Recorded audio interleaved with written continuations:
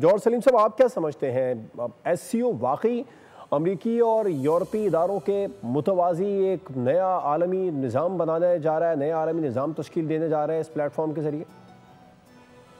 जी, Shanghai cooperation organisation जो है, बिल्कुल इसका जो पस मंज़र है थोड़ा सा समझने की ज़रूरत है कि ये जो है देखिए 2001 में बनी थी और प्राइमरीली रशिया और चाइना थे, और फिर इसमें जो चार जो सतान्स हैं और जो सेंट्रल एशियन रिपब्लिक्स हैं वो थी साथ। वक्त के साथ साथ ही एक्सपैंड होती गई है, बहुत से मुल्क इसमें आना चाहते थे। इंडिया पाकिस्तान 2017 में आए, फिर ईरान जो है, तो अभी बेलारूस भी आया, तो अब 10 मुल्क हैं इस वक्त इसके।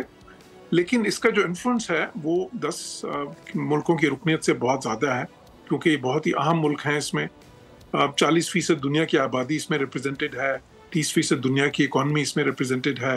ये बहुत से रीजन सारे जो ईस्ट एशिया है, यूरेशिया है, फिर इधर साउथ एशिया है, ये दुनिया के सबसे बड़े रीजन्स हैं, मोस्ट पॉपुलस और सबसे ज़्यादा डेवलपिंग भी, जो इस वक्त रैपिडली डेवलपिंग। तो बिल्कुल एक जो विजन दिया चाइना ने इसमें, जिसको शंघाई स्पिरिट कहते हैं, वो ये कि एक ऐसी दुनिया का निज़ाम जिसमें मुल्कों के दरमियान इक्वालिटी हो, म्यूचुअल ट्रस्ट हो, म्यूचुअल रिस्पेक्ट हो, और एक शेयर्ड जो है ना विजन हो फॉर फ्यूचर डेवलपमेंट और कोऑपरेशन का।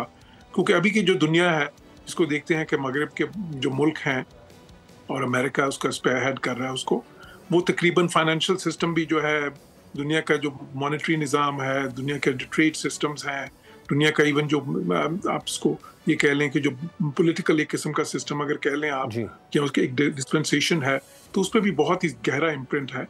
तो अब वो एक मल्टीपोलर वर्ल्ड की तरफ जो है आना चाहते हैं, और इसीलिए बहुत से मुल्क इस वक्त, कोई 10-15 मुल्क हैं जिसमें शामिल होना चाहते हैं। अज़रबैजान को तो अभी इंडिया ने सिर्फ रोका हुआ है, वरना वो तो बहुत कीन है। लेकिन उसके साथ ही साथ इसके जो पार्टनर कंट्रीज़ हैं, उसमें सऊदी भी है, यूएई भी है, मलेशिया भी है, तो तुर्किया। अब देखें 10 मुल्कों की इसमें रुकनीत है, लेकिन जो दूसरे मुल्क हैं जो इसके रुकन भी नहीं है, तुर्की के सदर अर्दोआन वो भी इसमें उन्होंने शामिल हुए, अनवर इब्राहिम जो मलेशिया के प्राइम मिनिस्टर हैं, और बहुत सी जो इमर्जिंग टेक्नोलॉजीज में, ग्रीन टेक्नोलॉजीज में कॉपरेशन।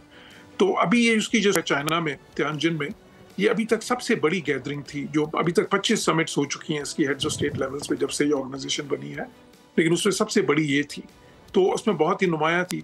और इसमें देखें वो लोग भी आए जो कि पहले नहीं आते थे। मसलन जो मोदी, ये प्राइम मिनिस्टर मोदी जो है जी, ये बहुत सी पिछले एससीओ की मीटिंग्स में नहीं आते रहे। जान के इन्होंने कोशिश भी करते थे, जब इनकी अमेरिका से और जो यूरोपियन ममालिक से वो इंडो पैसिफिक स्ट्रेटजी पे बहुत ज़्यादा हम आहंगी थी, तो उस वक्त ये जान के इसमें थोड़ा से वो उस लेवल पे नहीं आते थे, जयशंकर को भेज देते थे। जी बिल्कुल ऐसी। लेकिन आए हैं और बहुत ही ज़्यादा प्रोमिनेंट होने की भी कोशिश की।